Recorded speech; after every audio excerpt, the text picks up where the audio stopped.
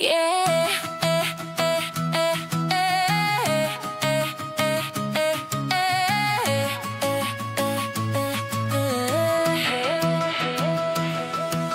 В Африка преди 5 милиона лета климата се променил и заради това едни избрели, другите се пригодили.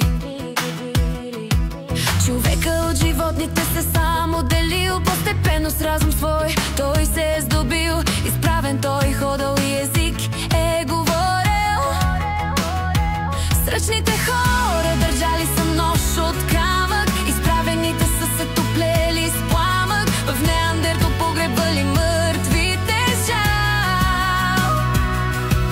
Човека от Кроманьон е най-близо до нас. Разумните хора са открили стрелите, рисували те на пещерите стените, изричали думи и живели са в групи.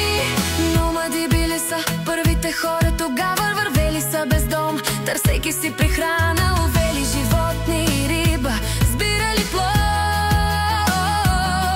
Огънят давал им за живота предимство, от хищници бранел и създавал единство. Осветявал, изтоплял, храната приготвял. Еволюцията е бавно развитие, еволюцията е бавно развитие.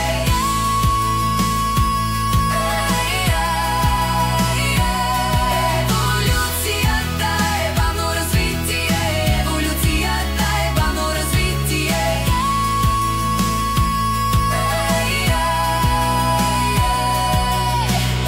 Разумните хора си предаваме опит, изкуство творим, правим открития и читаем за бъдещите наши събития.